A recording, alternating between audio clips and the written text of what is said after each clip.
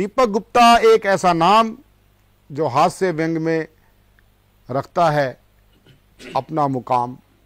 दीपक गुप्ता की कविता का एक अर्थ होता है, व्यंग में भी वो सुई सी चुभोता है। ऐसा हमारा भाई दीपक गुप्ता आज हमारे बीच में। जोरदार ताली के साथ हम उनका स्वागत करें, दीपक गुप्ता। धन्यवाद। कविता में बातचीत और बातचीत में कविता अनायास कब पैदा हो जाए मुझे खुद नहीं पता चलता। वो एक मरीज पहुंच गया डॉक्टर साहब के पास, बोला डॉक्टर साहब आपके प्रिस्क्रिप्शन में लिखी पहली दवाई, डॉक्टर साहब आपके प्रिस्क्रिप्शन में लिखी पहली दवाई कहीं नहीं मिल पाई, पूरा बाजार घूम आया, डॉक्टर मुस्काया, ये दवाई है ही नहीं, मैं तो पेन चलाकर देख रहा था ये चलता है कि नहीं।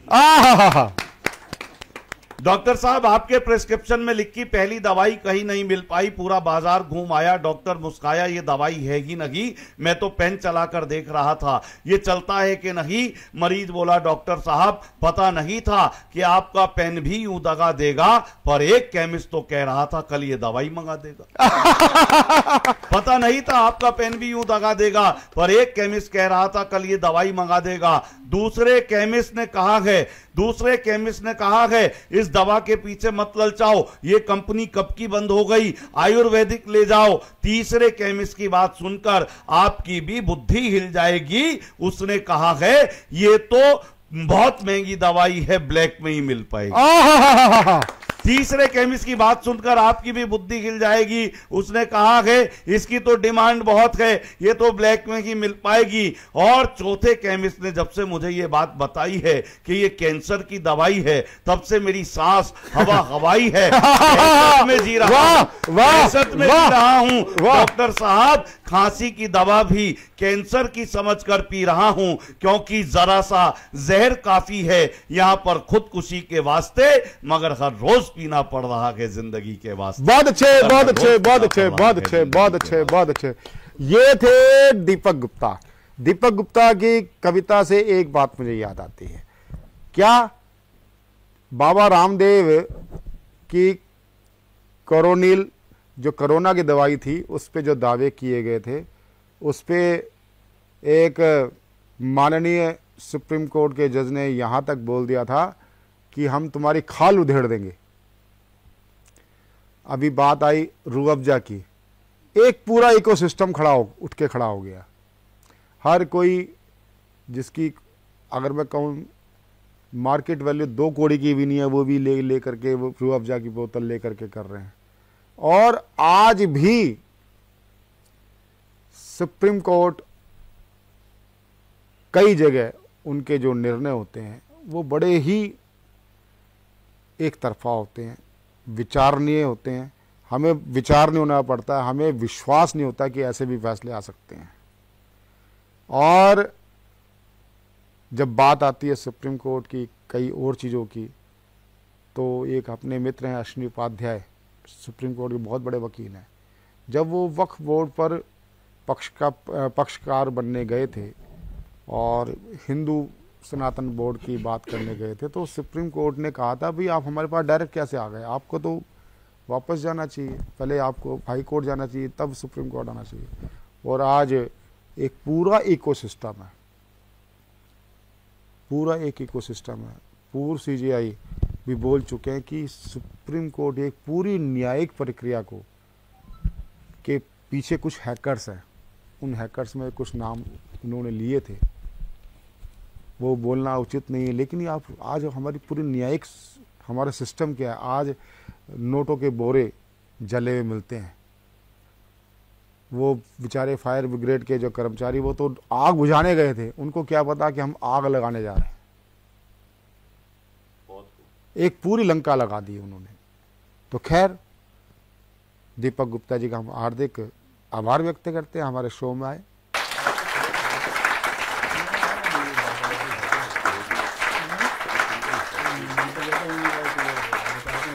और अब मैं जिनको आमंत्रित करना चाहता हूँ वो एक युवा कवि हैं, और आप पूर्व में भी काव्य पाठ कर चुके हैं, और युवा प्रतिनिधि कवि हैं। जहाँ जोरदार ताली के साथ हम इनका स्वागत करें, निशांत सिन्हा, ग्रेटर नोएडा से। नमस्कार। नमस्कार सर।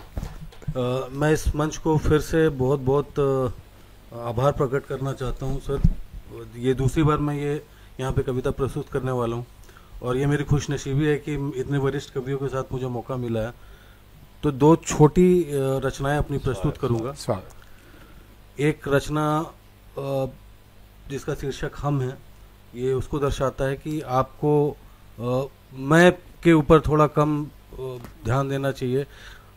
हम एक सोसाइटी में हैं तो हमें हम के ऊपर ज़्यादा ध्यान देना चाहिए।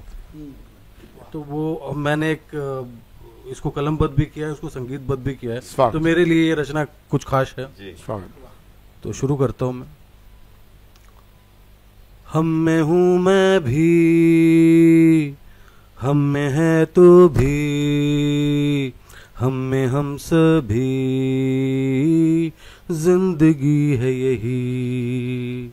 जब हम कहते हैं तो हम में मैं भी आ जाता है, हम भी आता है, हम सभी आ जाते हैं। तो ये बेसिक इसका जो है इस कविता का यही है। हम में हूँ मैं भी, हम में है तू भी, हम में हम सभी, जिंदगी है यही। मैं हम भी है, मैं भरम मन की, मैं हम भी है, मैं भरम मन की, तू छोड़ दे मैं को तो जिंदगी है सही। हम में हूँ मैं भी, हम में है तू भी, हम में हम सभी, जिंदगी है यही।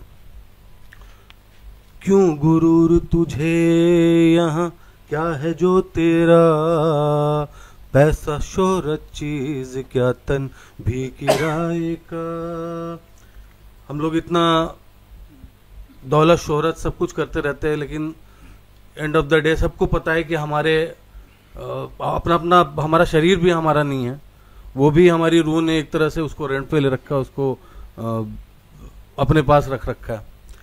तो क्यों गुरूर तुझे यहाँ, क्या है जो तेरा, पैसा शोहरत चीज क्या तन भी किराए का। रिश्ते दिल के तेरे जो हम में है शामिल है, पूंजी वो ही तेरी तुझको कद्र जिनकी नहीं। हम सब चीज की अहमियत देते रहते हैं जो, लेकिन जो हमारे रिश्ते होते हैं बस उनकी अहमियत हम कम आंकते हैं।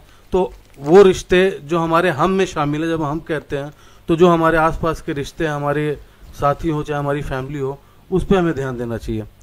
तो रिश्ते दिल के तेरे जो हम में है शामिल है, पूंजी वो ही तेरी तुझको कद्र जिनकी नहीं, तू कद्र कर उनकी।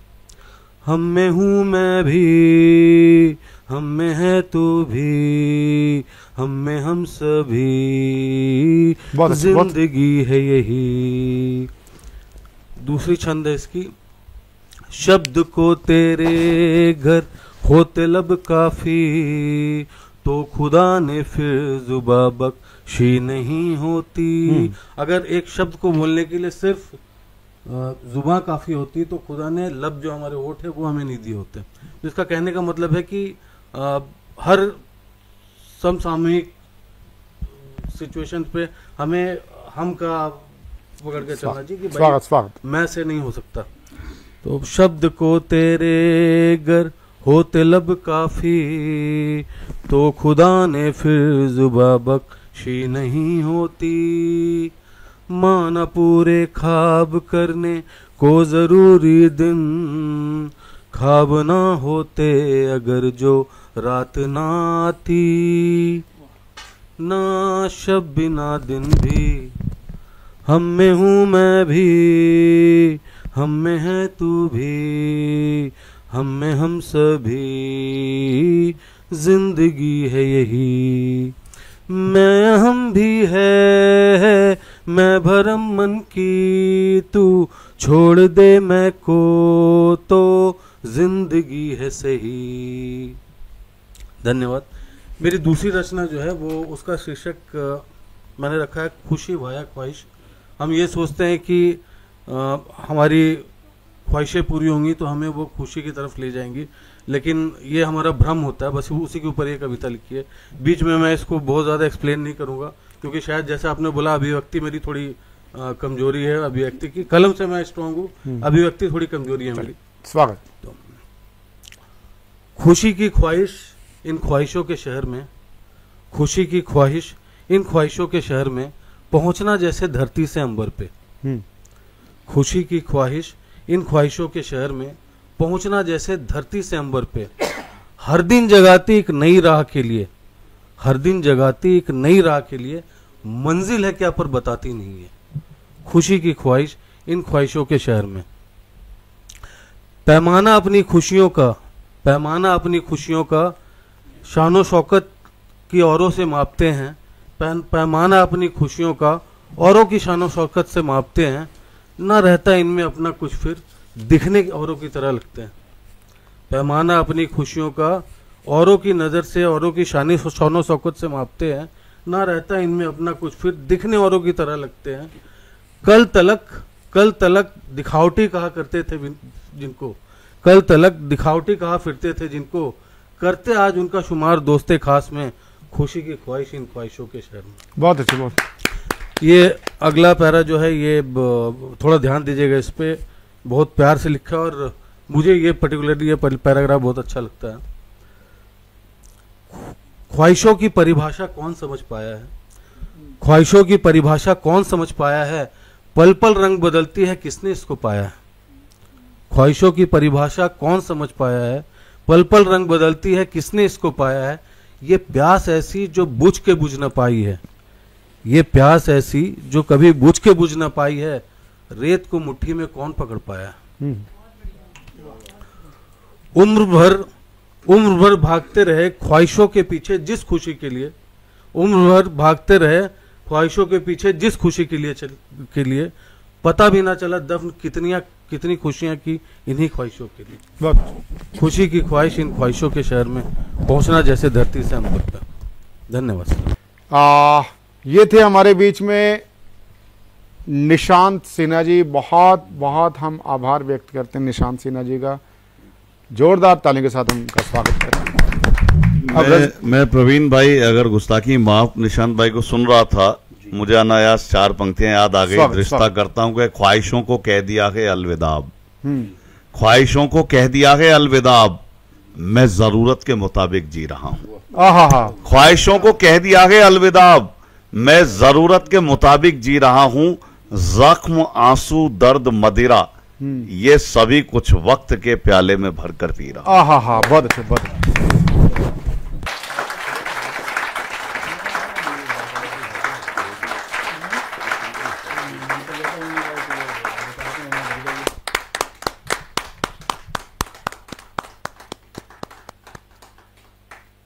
हमारे बीच में उपस्थित हैं उत्तर प्रदेश ही नहीं बल्कि उत्तर भारत की सुप्रसिद्ध कवित्री डॉक्टर रमा त्यागी एकाकी जी।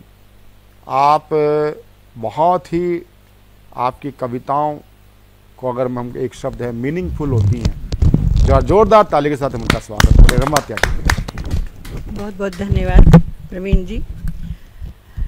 इस प्रबुद्ध मंच को नमन करती हूँ और एक मुक्तक से आरंभ करती हूँ। ये गुत्थियाँ हैं मन की, जरा धीरे से खुलवाना। ये गुत्थियाँ हैं मन की, जरा धीरे से खुलवाना। उलझती हैं बहुत ये, जरा धीरे से सुलझाना। टूट जाते हैं धागे मन के मनकों के बहुत जल्दी। टूट जाते हैं धागे मनकों के बहुत जल्दी। जब मन हो मन का तभी इनको हाथ लगाना। जब मन हो मन का तभी इनको हाथ लगाना। एक मुक्तक और एक कविता रखूंगी स्त्री पर।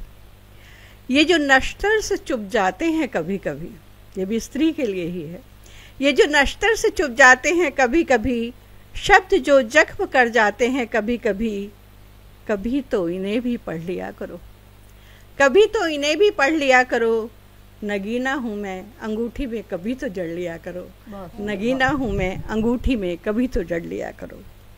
आज स्त्री हर मुकाम पर पहुँच चुकी है, लेकिन फिर भी क्या स्थिति है उसकी, कहीं कहीं आज भी या घर में स्त्रियां सजा देती हैं दर और दीवार को, घर के कोने कोने को स्वयं को सजा देकर। स्त्रियां सजा देती हैं हर दर और दीवार को, घर के कोने कोने को स्वयं को सजा देकर। वे आती हैं सजी सजाई गुड़िया की तरह, वे आती हैं सजी सजाई गुड़िया की तरह, और घर के किसी कोने में पड़ी रह जाती हैं रद्दी पुड़िया की तरह। स्त्रियां जिंदगी के हसीन ख्वाब सजा कर आती हैं, स्त्रियां जिंदगी के हसीन ख्वाब सजा कर आती हैं, और फिर जिंदगी बिता देती हैं किसी बंधुआ मजदूर की तरह। आते ही वो अपने अहम को लटका देती हैं दीवारों की खूंटियों पर, आते ही वो अपने अहम को लटका देती हैं दीवारों की खूंटियों पर, और सजा लेती हैं पति के अहम को बिस्तर की मखमली चादरों की तरह। रिवाजों और संस्कारों की कीलों से गाड़ दिया जाता है उसे, जिम्मेदारियों के ताबूत पर टांग दिया जाता है ड्राइंग रूम में सजे झाड़ फानूसों की तरह, जिसमें कभी वो झिलमिलाती हैं, कभी दिप दिपाती हैं जलते बुझते दिए की तरह। स्त्रियां रसोई में आग पर सिर्फ खाना नहीं पकाती, वे धीमी आंच पर करेलों के साथ पकाती हैं अपने अरमानों को, पूरियों के साथ तलती हैं अपनी भावनाओं को। वे बच्चों के टिफ़िन में सिर्फ खाना नहीं डालती, वे हर कौर के साथ पोषित करती हैं उसमें संस्कारों को। हर रोज़ मिलती झिड़कियों के साथ झाड़ देती हैं अपने मान और सम्मान को। खिड़की दरवाज़ों से धूल झाड़ते झाड़ते झाड़ देती हैं अपने अपमान को। वे अलमारियों में सिर्फ आभूषण नहीं सजाती, वे अलमारियों में सिर्फ आभूषण नहीं सहेजती, वे सहेजती हैं घर की मान और मर्यादा को। पर्दों के पीछे छिपाती हैं अपने तिरस्कार और टूटती उम्मीदों को। वे झुककर सिर्फ बिखरा सामान नहीं उठाती, वे झुककर सिर्फ बिखरा सामान नहीं उठाती, पूरी ताकत से उठा लेती हैं अपने बिखरते हुए वजूद को। स्त्रियां सज धज कर सिर्फ अपने लिए तैयार नहीं होती, स्त्रियां सज धज कर सिर्फ अपने लिए तैयार नहीं होती, वे सजाती हैं पति के स्वाभिमान और सम्मान को। वे भरी सभा में सिर्फ अपना पल्लू नहीं संभालती, आँखों में नमी और होठों पर हंसी लेकर संभालती हैं अपने तिरस्कार को। स्त्रियां सिर्फ घर की दीवारों को अलंकारों से नहीं सजाती, वे उन पर सजा देती हैं अपने टूटे हुए सपनों को। रोज किचन को साफ करते करते मिटा देती हैं अपनी पहचान को। बच्चों की परवरिश में मिटा देती हैं अपने हर अरमान को, और कर लेती हैं स्वीकार हर अपमान को। स्त्रियां सिर्फ मोम की गुड़िया नहीं होती, लेकिन धीरे धीरे पिघल जाती हैं हर ठंडे गर्म एहसास से। स्त्रियां छिपा लेती हैं अपने पुरुष की कमजोरियों को अपने अंतर्वस्त्र की तरह। स्त्रियां छिपा लेती हैं अपने पुरुष की कमजोरियों को अपने अंतर्वस्त्र की तरह, और ओढ़ लेती हैं बांझ होने का हर आक्षेप फटी हुई ओढ़नी की तरह।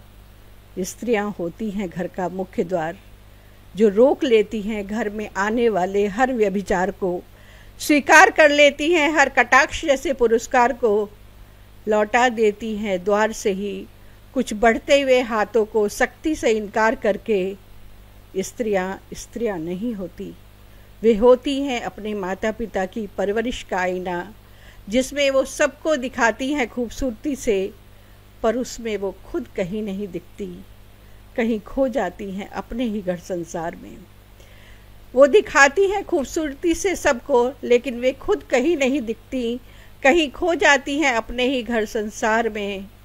उन्हें ढूंढना है तो ढूंढिए अपने ही परिवार में, उन्हें ढूंढना है तो ढूंढिए अपने ही परिवार में। धन्यवाद। ये थी रमा त्यागी जी एकाकी।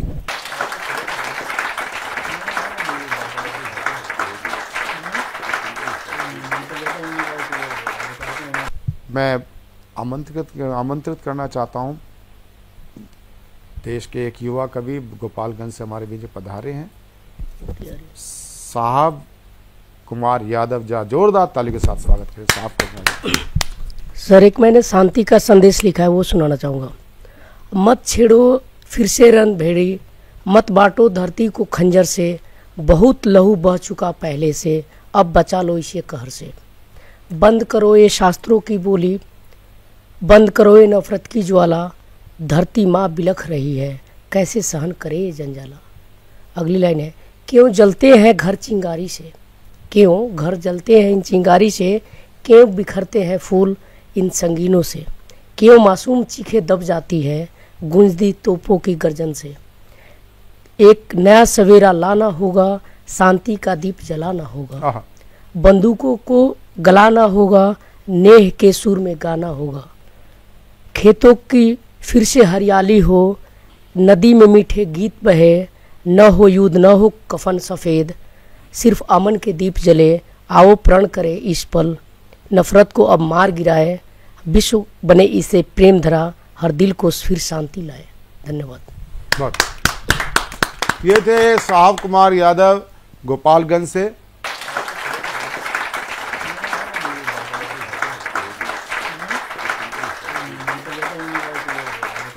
और अब हम आगे बढ़ते हैं और गाजियाबाद से पधारी कवित्री नीलम गुप्ता जी को आमंत्रित करते हैं। जा जोरदार ताली के साथ नीलम गुप्ता। धन्यवाद प्रवीण जी, बहुत बढ़िया प्रोग्राम चल रहा है। और अंजना ने जो बोला है उसी के लिए 2 लाइनें बोलना चाहती हूँ, फिर अपनी विधा हंस पे आती हूँ। मानवता का देखो कैसा ये खंजर है, अरे मानवता का देखो कैसा ये खंजर है, मानव के हाथ में मानव के लिए खंजर है। हिंदू मुस्लिम सिख ईसाई, अरे हिंदू मुस्लिम सिख ईसाई कहते थे भाई भाई, कलाम पढ़ो नहीं तो तुम्हारा नंबर है, कलाम पढ़ो नहीं तो तुम्हारा नंबर है जी। और महिला शक्ति बैठी हुई, तो महिला शक्ति के लिए चंद पंक्तियां पढ़ना चाहती हूँ। उतरूं जिस क्षेत्र में सर्वश्रेष्ठ कर दिखलाती हूँ, मत कहना लाचार मुझको, मैं भारत की नारी कहलाती।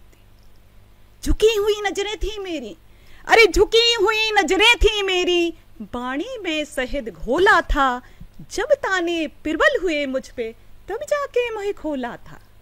दुनिया के कठोर मंच पर, अरे दुनिया के कठोर मंच पर कठोरतम प्रदर्शन करती हूँ, हार जीत की नहीं अभिलाषा स्वतः मंथन में करती हूँ।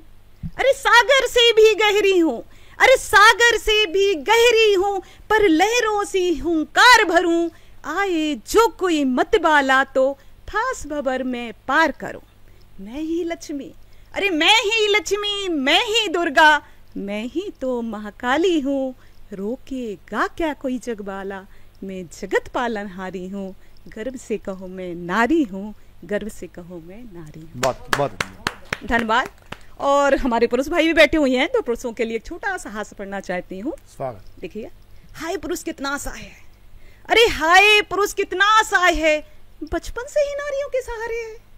अरे कितने व्रत पूजा मन्नतों के वादे होते हैं, अरे कितने व्रत पूजा मन्नतों के वादे होते हैं, फिर नजर ताबीज काला टीका पहन पहन कर बेचारे बड़े होते हैं। अरे रोज ही इनकी नजर उतरती है, अरे रोज ही इनकी नजर उतरती है, फिर भी तबीयत इनकी ही बिगड़ती है। अच्छा खाना पढ़ाई लिखाई सब इनको दिया जाता है, अरे अच्छा खाना पढ़ाई लिखाई सब इनको दिया जाता है, फिर भी लड़का फेल होके आता है। और शादी के बाद, अरे शादी के बाद माँ के आंचल से छूटे तो पत्नी की मन्नतों में आ जाते हैं। अरे शादी के बाद माँ के आंचल से छूटे तो पत्नी की मन्नतों में आ जाते हैं। करवा चौथ तो छठ पर खूब पूजे जाते हैं, इनके नाम के व्रत और त्योहार भी खूब किए जाते हैं, अरे इनके नाम के व्रत और त्योहार भी खूब किए जाते हैं। और हमें देखो बचा खुचा खाकर खूब चमकती हैं, और हमें देखो बचा खुचा खाकर खूब चमकती हैं, पुरानी किताबों से पढ़कर नाम करती हैं, किसी की मन्नतों पर नाम नहीं हमारा, अरे किसी की मन्नतों पर नाम नहीं हमारा, सीधा अंतरिक्ष पर नाम लिखती हैं। बहुत अच्छा। किसी की मन्नतों पर नाम नहीं हमारा, सीधा अंतरिक्ष पर नाम लिखती हैं। किसी के सहारे की जरूरत नहीं, किसी व्रत त्योहार की दरकार नहीं, जहां मर्जी रोप दी जाती हैं, फिर भी 2-2 परिवार को हम चमकाती हैं, फिर भी 2-2 परिवार को और मैं कहती हूँ जिंदगी में टेंशन उतनी ही लेना, अरे जिंदगी में टेंशन उतनी ही लेना जिससे आपका काम हो जाए, इतनी भी मत ले लेना यारो कि आपका काम ही तमाम हो जाए, कि आपका काम ही तमाम हो। बहुत बहुत धन्यवाद।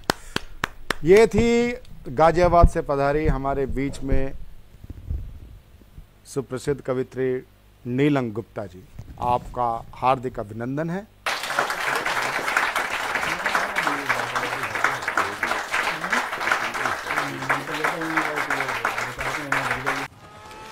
शिट। रोहन, अभी तक पढ़ाई शुरू नहीं की ना तुमने? बालकनी का ग्लास भी तुमने ही तोड़ा था ना? तुम्हारे पापा को बताऊंगी। मम्मा, मैंने ग्लास के साथ एक फ्लावर पॉट भी तोड़ा था। हाँ? सतमोला खाओ, कुछ भी पचा। ताली बजाकर हम आज का कार्यक्रम फिर से शुरू करते हैं, क्योंकि हम आ पहुंचे हैं सतमोला कवि की चौपाल में। तो मित्रों, जैसे कि साहित्यिक मंचों की रवायत होती है, हम सबसे पहले माँ शारदे का आह्वान करेंगे और फिर शुरू करेंगे आज का काव्य पाठ, क्योंकि मेरे साथ है काव्य के भरपूर रंग सजे हुए हैं आज सतमोला कवियों की चौपाल में। तो लीजिए, मैं करती हूँ माँ शारदे का आह्वान और फिर शुरू करते हैं सुंदर मनमोहक कविताओं का सिलसिला। सर्वप्रथम मंगल करण माँ शारदे प्रणाम, अपने भाव चढ़ा रहे रखना माते ध्यान। मैं अकिंचन पात की, ना बुद्धि ना ज्ञान, शब्द सुमन चढ़ा रही इनका रखना मान, माते इनका रखना मान। तो माँ शारदे के आह्वान के बाद मैं आपको लेकर चलती हूँ वहां जहां सजी हुई है कवियों की ये चौपाल। काव्य दीप बस प्रज्वलित होना चाहते हैं और एक ऐसा उजास भरेंगे मंच पर कि आप देखेंगे भांति भांति के शब्द निकल कर आएंगे काव्य धारा प्रवाह में, और फिर सतमोला का ये मंच सतरंगी हो जाएगा। तो मैं अपनी बात को आगे बढ़ाती हूँ, अधिक विलंब नहीं करती हूँ और सर्वप्रथम मंच पर आमंत्रित करती हूँ मेरे पास बैठे हुए आदरणीय वरिष्ठ कवि हैं हमारे हरकीरत सिंह ढींगरा जी को। मैं स्वागत कर रही हूँ आप सभी की तालियों के बीच आदरणीय हरकीरत सिंह ढींगरा जी को।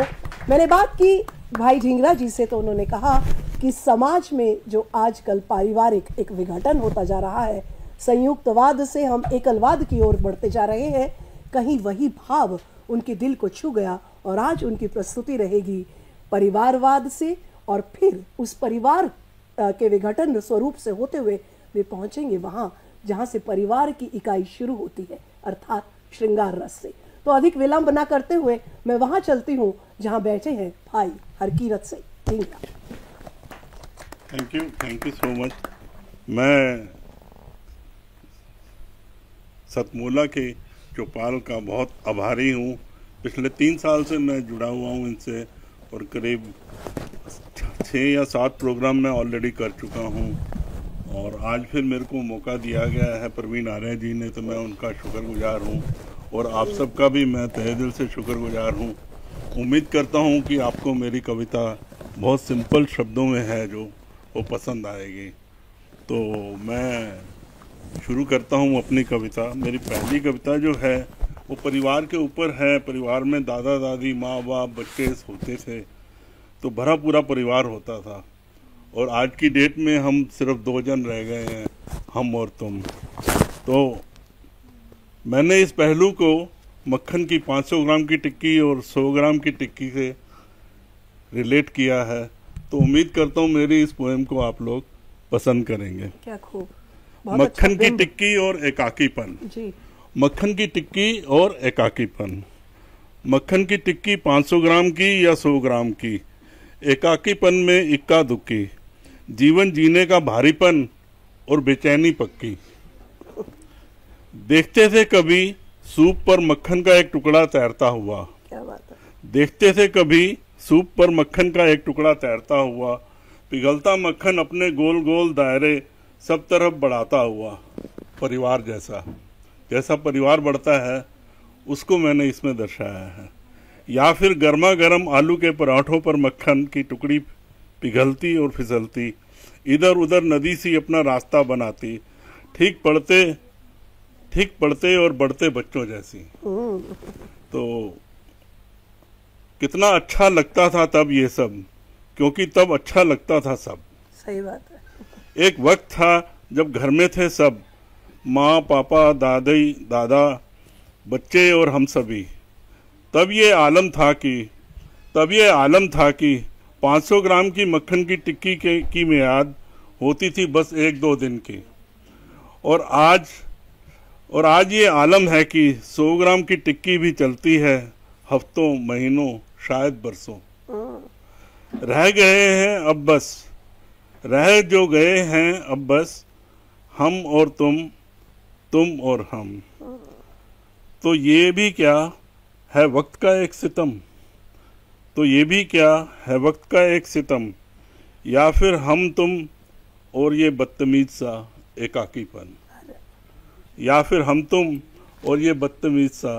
एकाकीपन। शुक्रिया। बहुत खूब। हरकिरत भाई की जो रचनाएं थी उनमें जो भाव नदियां जब बहनी शुरू हुई तो मौन हेलो से शुरू होते होते बिंदिया से सटकते हुए, अटकते हुए, हटाते हुए वहां पहुंची जहां परिवार विघटित हो जाते हैं। बहुत मार्मिक सत्य, किंतु एकाकीपन उस कसैलेपन का नाम है जो अक्सर आयु के उस मोड़ पर मिल जाता है जब बच्चे हमें छोड़कर चले जाते हैं। एक वरिष्ठ कवि को अब मैं आपके मध्य बुला रही हूँ, जिन्होंने समाज का हर रूप शायद देखा होगा, लेकिन उनका अनुभव उनके प्रति क्या भाव लेकर आता है, उनकी रचना किस भाव को प्रकट करती है, समाज के बदलते आयाम को, उसके उल्लास को या उसकी उदासी को। आइए सुनते हैं उन्हीं से। मैं मंच पर आमंत्रित कर रही हूँ परम आदरणीय डॉक्टर पुष्पेंद्र कुमार शर्मा जी को, जो व्याख्याता हैं, मोटिवेशनल स्पीकर हैं। तो मैं स्वागत कर रही हूँ आप सभी की करतल ध्वनि के बीच आदरणीय डॉक्टर पुष्पेंद्र कुमार शर्मा जी का। स्वागत है आदरणीय, आए। आपके शब्दों का स्वागत, आपके स्नेह का स्वागत, आपकी संवेदनाओं का स्वागत। आए, मंच पर आए और आपके अनुभव के साथ जुड़ रही आपकी भारतीयता का स्वागत। धन्यवाद। मेरा नाम डॉक्टर पुष्पेंद्र कुमार शर्मा है, जैसा कि अभी मैडम ने बताया, और मैं अपने जीवन के जो अलग अलग कोणों पर जो अनुभव रहे हैं उनमें से कुछ 1-2 अनुभव आपके सामने साझा करना चाहूँगा। पहले मैं कुछ मुक्तक हैं 4-5 वो मैं आपको देता हूँ, और उसके बाद में एक कविता। मैं सीख लेता हूँ अपने बचपन से, मैं सीख लेता हूँ अपने बचपन से, जहाँ चालाकियाँ नहीं होती। मैं सीख लेता हूँ अपने बचपन से, जहाँ चालाकियाँ नहीं होती। ढूंढ लाया हूँ अपने बचपन को, जहाँ रुसवाइयाँ नहीं होती। ढूंढ लाया हूँ अपने बचपन को, जहाँ रुसवाइयाँ नहीं होती। उसके साथ समता कभी नहीं होती, उसके साथ समता कभी नहीं होती। पास जिसके कभी दूरियां नहीं होती। उसके साथ समता कभी नहीं होती, पास जिसके कभी दूरियां नहीं होती। बहुत देखा है चेहरे दर चेहरे को, बहुत देखा है चेहरे दर चेहरे को। पास आने पे खूबियां नहीं होती, पास आने पर खूबियां नहीं होती। यहाँ किसकी तलाश में हो तुम, मैं अपने आपसे प्रश्न कर रहा हूं। यहाँ किसकी तलाश में हो तुम, जिसको देखोगे वह नहीं मिलता। यहाँ किसकी तलाश में हो तुम, जिसको देखोगे वह नहीं मिलता। अब तो जीवन है हादसों से घिरा, अब तो जीवन है हादसों से घिरा। हादसे कब किसी से डरते हैं, हादसे कब किसी से डरते हैं। यानी निडर होके हर जगह चारों तरफ हादसे ही हादसों से हम घिरे हुए हैं। एक छोटी सी कविता और प्रस्तुत कर रहा हूं और मैं जगाने की कोशिश कर। जी जी, स्वागत है।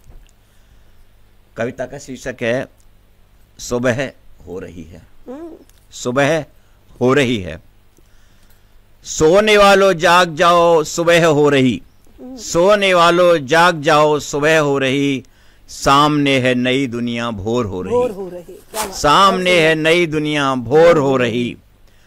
कह रही है कोयल प्यारी मीठे बोल बोलो, कह रही है कोयल प्यारी मीठे बोल बोलो, चुन लो अपने कर्म पथ को शक्ति से बढ़ो, चुन लो अपने कर्म पथ को शक्ति से बढ़ो, सोने वालों जाग जाओ भोर हो रही।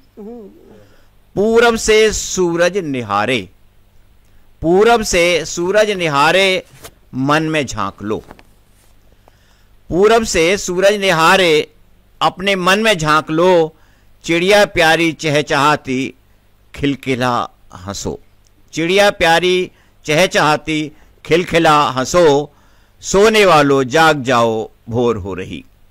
अपने जीवन में उजाला खुद ही ढूंढ लो, अपने जीवन में उजाला खुद ही ढूंढ लो, नन्हे मुन्ने नींद त्यागे उनकी भी सुनो। सुबह सुबह नन्हे मुन्ने जग जाते हैं और हम सोए हुए होते हैं। नन्हे मुन्ने नींद त्यागे उनकी भी सुनो, विश्व को नई राह दिखाओ भोर हो रही। क्या बात, विश्व को नई राह दिखाओ भोर हो रही, सोने वालों जाग जाओ भोर हो रही। आने वाला कल खतरे में, आने वाला कल खतरे में, एक बन बढ़ो, आने वाला कल खतरे में, एक बन बढ़ो, एकता के साथ बढ़ के नया कुछ करो, एकता के साथ बढ़ के नया कुछ करो, बदलाव को सृष्टि पुकारे, बदलाव को सृष्टि पुकारे, भोर हो रही, सोने वालों जाग जाओ भोर हो रही। अर्ध निद्रा में रहो मत देर हो रही, आजकल हम अर्ध निद्रा में हैं और हम परवाह नहीं कर रहे, सिर्फ अपनी परवाह कर रहे हैं। अर्ध निद्रा में रहो मत देर हो रही, जल्द अब तैयार होकर आगे तुम बढ़ो, राष्ट्र अब पुकारता है देर हो रही, सोने वालों जाग जाओ सुबह हो रही। अंतिम है, देश दुनिया में हमारा आगे बढ़ रहा, देश दुनिया में हमारा आगे बढ़ रहा, चलो सब एक होकर उत्साह से बढ़ें, जिंदगी से प्यारा भारत पुकार हो रही, जिंदगी से प्यारा भारत पुकार हो रही, सोने वालों जाग जाओ भोर हो रही, राष्ट्र अब पुकारता है देर हो रही, सोने वालों जाग जाओ सुबह हो रही। धन्यवाद। बहुत खूब।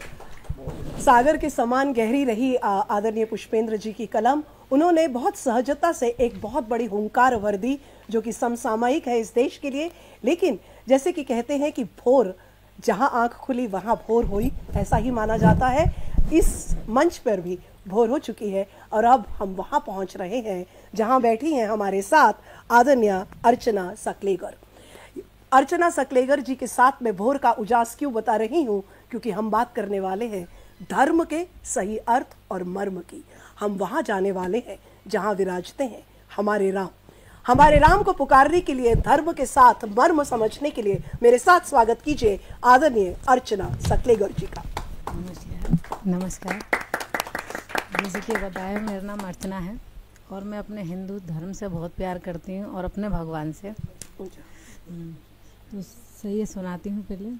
स्वर्ग को छोड़ सभी देवता धरती पे आए थे, स्वर्ग को छोड़ सभी देवता धरती पे आए थे, अवध में लौट के जब मेरे श्री राम आए थे, दियों की रोशनी मानो जैसे सूर्य समान हो, पुष्प की खुशबू से महके जैसे सारा जहान हो। क्या बात।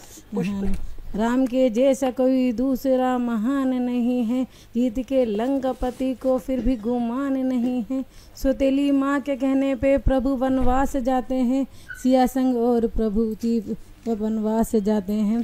राम के जैसा कोई दूसरा महान नहीं है, सबरी के झूठे बेर भी प्रभु हंस हंस के खाते हैं, प्रभु के नाम के पत्थर समंदर तैर जाते हैं। वानर सुग्रीव से भी दोस्ती पूरी निभाई थी, मार बाली को किष्किंधा उसे वापस दिलाई थी। राम के जैसा कोई दूसरा महान नहीं है, कोई क्या कर सका बखान ये आसान नहीं है। बहुत खूब, बहुत खूब, बहुत खूब। और ये दूसरा ये मेरे धर्म के लिए, हम सनातनी हैं इसका पूरा हमको गर्व है, निस्संदेह हम सनातनी हैं इसका पूरा हमको गर्व है, ना कोई उद्गम इसका ना कोई भी अंत है। रोज 1.25 मन जनेऊ आग में जलाता था, उसके बाद ही वो शैतान खाना खाता था। ऐसे बहुत से शैतान आते और जाते रहे, धर्म है दिया नहीं जो फूक से बुझा सके, धर्म है दिया नहीं जो फूक से बुझा सके। हम सनातनी हैं इसका पूरा हमको गर्व है, ना कोई उद्गम इसका ना कोई भी अंत है। ज्ञान को अर्जित करो गीता का तुम अध्ययन करो, ज्ञान को अर्जित करो गीता का तुम अध्ययन करो। बच्चों की पढ़ाई में वेदों को भी शामिल करो, अपने बच्चे बच्चियों को ऐसे तुम विचार दो। धर्म परिवर्तन के भूत को उतार दो, धर्म परिवर्तन के भूत को उतार दो। हम सनातनी हैं इसका पूरा हमको गर्व है, ना कोई उद्गम इसका ना कोई भी अंत है। इसने हमको क्या दिया, इसने हमको क्या दिया, मुश्किल बहुत बखान है। कंकर को हीरा बनाना क्या कोई आसान है, कंकर को हीरा बनाना क्या कोई आसान है। गाय की सेवा बताई धरती की पूजा सिखाई, गाय की सेवा बताई धरती की पूजा सिखाई। जल की हर एक बूंद में गंगा और जमुना समाई, जल की हर एक बूंद में गंगा और जमुना समाई। हम सनातनी हैं इसका पूरा हमको गर्व है, ना कोई उद्गम इसका ना कोई भी अंत है। जिस घड़ी विचार ऐसे जिंदगी में लाओगे, जिस घड़ी विचार ऐसे जिंदगी में लाओगे, उस घड़ी पतन सभी विकारों का हो जाएगा। मैं के अंत पे ही जन्म हमका फिर हो जाएगा, मैं के अंत पे ही जन्म हमका फिर हो जाएगा। मार्ग ये मुश्किल नहीं चलना बहुत आसान है, मार्ग ये मुश्किल नहीं चलना बहुत आसान है। जीवा से नहीं आत्मा से शुद्ध जब विचार है, जीवा से नहीं आत्मा से शुद्ध जब विचार है। हम सनातनी हैं इसका पूरा हमको गर्व है, ना कोई उद्गम इसका ना कोई भी अंत है। सही बात, बहुत सच कहा उन्होंने। हम सनातनी हैं इस बात का हमको गर्व है। और ये बात भी सच है कि कब शुरू हुआ और कब कहाँ जाएगा कोई नहीं जानता सनातन धर्म को, लेकिन रहेगा, हमेशा रहा, आगे रहेगा। सनातन ऐसा धर्म है।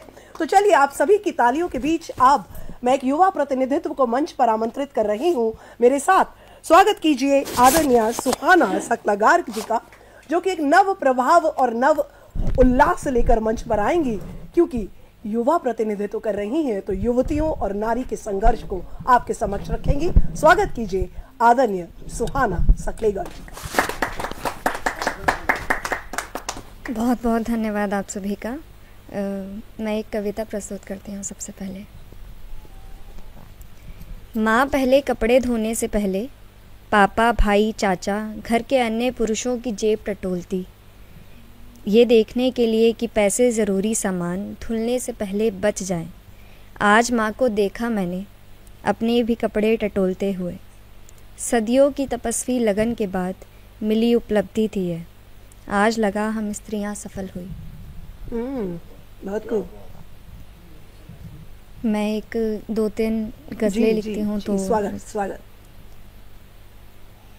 मैं ना बदल सकी बदलते वक्त के साथ, मैं ना बदल सकी बदलते वक्त के साथ, मुझसे न हो सकी मोहब्बत बार बार। मैं करती रही कोशिश बदल जाएगा समाज एक दिन, मैं करती रही कोशिश बदल जाएगा समाज एक दिन, लेकिन न मिटा सकी मैं प्रेम में यह जात पात। मुझे दुनिया तरस की निगाहों से देखती है, मुझे दुनिया तरस की निगाहों से देखती है। उन्हें इल्म नहीं, अकेली नहीं, कोई हरदम रहता है मेरे साथ साथ। दिल और दिमाग में द्वंद्व चलता रहा रात भर, दिल और दिमाग में द्वंद्व चलता रहा रात भर। दिमाग कहता रहा तुम नहीं हो, दिल कहता रहा हो यहीं आसपास। ओहो क्या बात है, दिल कहता रहा हो तुम यहीं हो। मैं 2-3 ऐसे कुछ शेर हैं वो रखती हूँ। वस्ल में खुशी से नींद ना आई हिज्र में रंज से, वस्ल में खुशी से नींद ना आई हिज्र में रंज से, मोहब्बत में नींद का नुकसान बहुत हुआ। क्या बात है, बहुत सुंदर। मैंने एक कविता लिखी थी जिसके अंदर मैं ये बताना चाह रही थी कि कब मिलेंगे और कैसी जगह वो होगी। जी, स्वागत। वहीं मिलेंगे हम जहाँ आसमां और ज़मीं मिलते हैं, वहीं मिलेंगे हम जहाँ आसमां और ज़मीं मिलते हैं, बंजर भूमि पर भी गुल खिलते हैं, कई नदियाँ सागर से मिलती हो जहाँ, नफ़रत की दुनिया न चलती हो जहाँ, हर और फ़कत उजाला हो, अंधकार का ना कोई ठिकाना हो, प्रेम में ना बेड़ियाँ हो जहाँ जात की कोई, प्रेमी ही ईश्वर हो और प्रेम से बड़ा ना हो धर्म कोई, तुम हो बस मैं हूँ जहाँ, प्यार पर ना हो कोई पहरा जहाँ, अधूरी ना रहे कहानी कोई, मुकम्मल हो हर अफसाना जहाँ, हर तरफ बहती हो प्यार सिर्फ प्यार की हवा जहाँ, हर कदम पर दिखे हाथ थामे प्रेमी जहाँ। धन्यवाद। बहुत खूब। युवा पीढ़ी का प्रतिनिधित्व करती सुहाना जी ने एक दिली ख्वाहिश प्रस्तुत करी कि ढाई आखर प्रेम का ही रूहानियत लिए हो तो सारा ज्ञान समाज को प्राप्त हो जाए। और अब मंच पर मैं स्वागत कर रही हूँ उस हुंकार का जिसे हम कहते हैं युवा पीढ़ी। ये वो युवा पीढ़ी है जो अपने प्रश्नों के उत्तर चाहती है। ये वो युवा पीढ़ी है जो मार्गदर्शन जब नहीं मिलता तो मार्गदर्शक बन जाती है। ऐसी ही एक सशक्त युवा लेखिका, युवा कवित्री को मंच पर आप सबकी करतल ध्वनि के बीच आमंत्रित कर रही हूँ। मेरे साथ स्वागत कीजिए आदरणीय स्वाति पूजा का, जो हमें वहां लेकर जाएंगी जहां पूजा नहीं, अर्पण नहीं, धर्म नहीं, सिर्फ अस्त्र शस्त्र और पहलगाम है। स्वागत कीजिए स्वाति पूजा जी का। नमस्कार, मैं स्वाति पूजा एक बार फिर कवियों की चौपाल के मंच से आप सबके लिए अपनी रचना लेकर प्रस्तुत हूँ। मैं आभार करती हूँ इस मंच का। जैसा कि आप सब जानते हैं, पहलगाम में आतंकवादियों ने निर्दोष हिंदुओं को मौत के घाट उतार दिया। उसी के कारण मेरे दिल में बहुत दर्द है। मैं पहले उस दर्द को अपनी 4 पंक्तियों में प्रस्तुत करूंगी, फिर जो मेरे दिल में आक्रोश है उसको मैं अपनी कविता में आप सबके सामने प्रस्तुत करूंगी। अभिनंदन। हिंदुस्तान में हिंदू होना गुनाह हो गया, हिंदुस्तान में हिंदू होना गुनाह हो गया। दुश्मन आया, धर्म पूछा, अपने ही घर में बेगुनाहों का जीवन फना हो गया। हिंदुस्तान में हिंदू होना गुनाह हो गया। अब मैं अपने मन का आक्रोश, अपने सवाल, ये सब मैं सामने रखती हूँ। बस बहुत हुआ, अब और नहीं। बस बहुत हुआ, अब और नहीं। कब तक देता रहेगा हिंदू जान यूं ही। बस बहुत हुआ, अब और नहीं। कब तक देता रहेगा हिंदू जान यूं ही। कब तक रोती रहेंगी माँ बहनें, कब तक बलि चढ़ेगी निर्दोष जाने।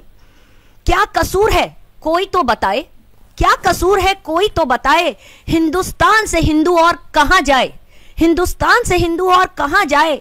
ये देश घर है हमारा, क्यों करें हम इससे किनारा।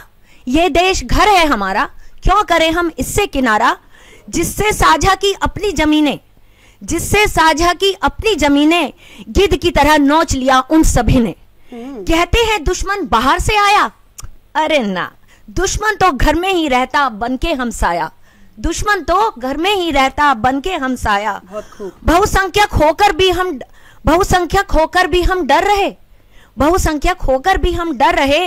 वो अल्पसंख्यक होकर भी शेर बन रहे। हम भाईचारा निभाते रहे, वो भाई को ही चारा बनाते रहे। हम भाईचारा निभाते रहे, वो भाई को ही चारा बनाते रहे। ऐसा तो कहीं होता नहीं, ऐसा तो कहीं होता नहीं कि अपने ही घर में इंसान महफूज रहता नहीं। हर बार माफ किया, गलती थी हमारी। ध्यान दीजिएगा, हर बार माफ किया, गलती थी हमारी। पृथ्वीराज चौहान ने छोड़ी थी 17 बार मोहम्मद गौरी की जान प्यारी। पृथ्वीराज चौहान ने छोड़ी थी 17 बार मोहम्मद गौरी की जान प्यारी। मत भूलो क्या हश्र हुआ था, मत भूलो क्या हश्र हुआ। देखो आज भी हिंदू ही कट रहा। कैसे नेता हैं हमारे, दिखते नहीं उन्हें जख्म सारे। कैसे नेता हैं हमारे, दिखते नहीं उन्हें जख्म सारे। बंगाल, हैदराबाद, केरल, कश्मीर सारे, हर कोनों पर जालिमों ने पैर पसारे। बंगाल, हैदराबाद, केरल, कश्मीर सारे, हर कोनों पर जालिमों ने पैर पसारे। शय कौन देता है, किससे छुपा है। शय कौन देता है, किससे छुपा है। हिंदू ही हिंदू का दुश्मन बना बैठा है। शर्म करो, शर्म करो, भूल गए इतिहास। इसी गद्दारी के चलते किया था दुष्टों ने भारत पर राज।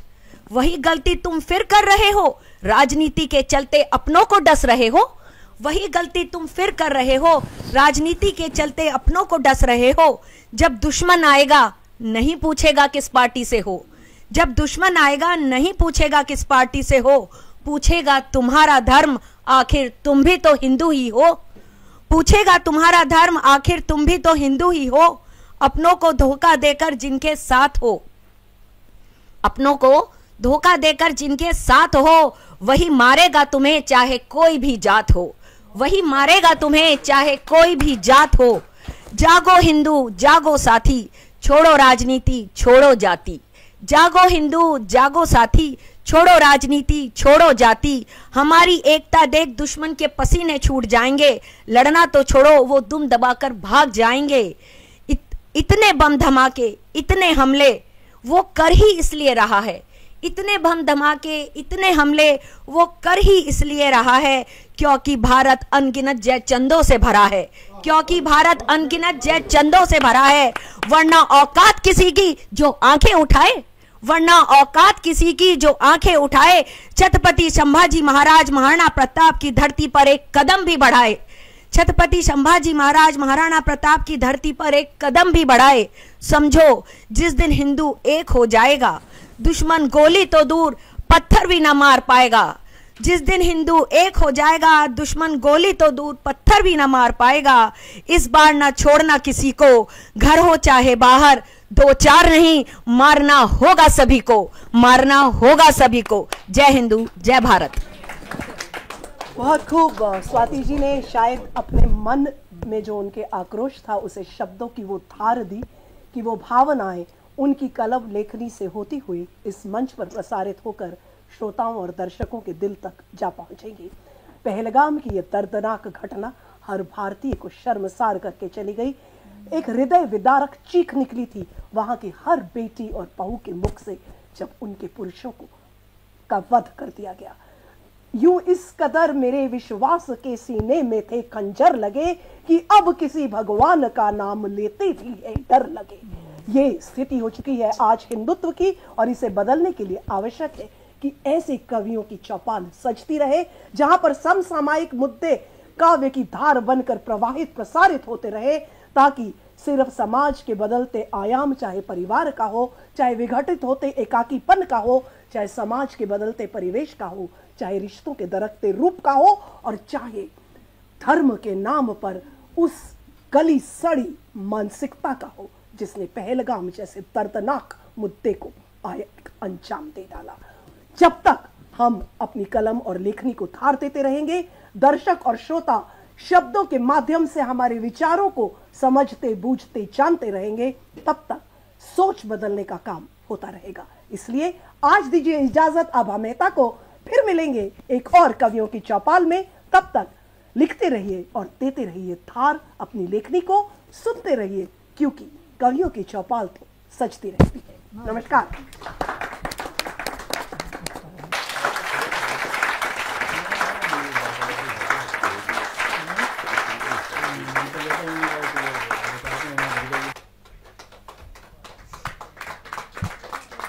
और कौन रह गया? आभा मेहता जी, आभा मेहता जी वैशाली से। चलिए ठीक है, चलिए। अब काश तुम समझ पाते का लोकार्पण जो डॉक्टर मनीषा मनी जी के द्वारा सर्जित है। जोरदार तालियों के साथ उनका लोकार्पण हो रहा है। सामने सामने दिखाइए।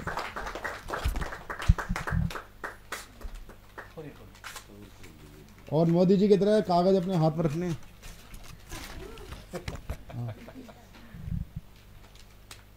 जोरदार तालियों के साथ।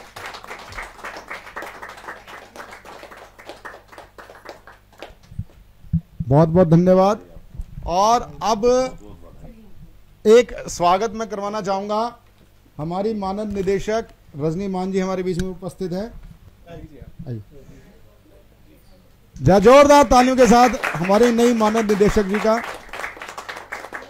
ये थे हमारे देश के लब्ध प्रतिष्ठित कवि डॉक्टर दीपक गुप्ता जी, डॉक्टर प्रीति त्रिपाठी जी और केंद्रीय हिंदी संस्थान के निदेशक, केंद्रीय हिंदी निदेशालय के निदेशक जो शिक्षा मंत्रालय के अंतर्गत है, डॉक्टर सुनील बाबूराव कुलकर्णी जी आज हमारे बीच में रहे। उन्होंने हमें कवियों को संदेश दिया, साथ ही साथ उन्होंने 2 कविताओं का पाठ किया। एक अनुवादित कविता थी और एक खुद की उनकी मराठी कविता थी, और देश से भर से आए 40-50 कवियों ने काव्य पाठ किया, आपने देखा।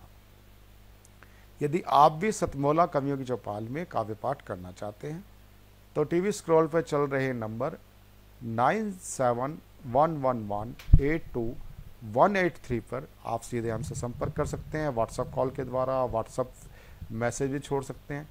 आप निरंतर हमारे शो के साथ 5 वर्ष के लिए जुड़ सकते हैं। 5 वर्ष में सुनिश्चित तौर पर आपको हम 10 बार का पाठ करा दें। तो आप किसी भी भारतीय भाषा के कवि हों, अर्थात प्रादेशिक भाषा हो, पंजाबी, तेलुगु, मलयाली, कन्नड़, मराठी, गुजराती, सिंधी, उड़िया, कोंकण, किसी में भी आप काव्य पाठ हमारे यहाँ कर सकते हैं। और कविता विधा के साथ साथ हम स्टोरी टेलिंग भी करवाते हैं। ये भी एक साहित्य की विधा है। आप हमारे कार्यक्रम में सम्मिलित हो सकते हैं। टीवी स्क्रॉल पर चल रहे नंबर 9711182183 पर व्हाट्सएप के द्वारा आप मैसेज छोड़ सकते हैं। हमारी टीम आपसे संपर्क करेगी। और ये एक विश्वसनीय और एक स्वस्थ प्लेटफॉर्म है जहां कविता सुनी और सुनाई जाती है। तो जुड़िए हमारे व्हाट्सएप नंबर से 9711182183। मिलते हैं अगले रविवार पुनः सतमौला कवि चौपाल में। नमस्कार।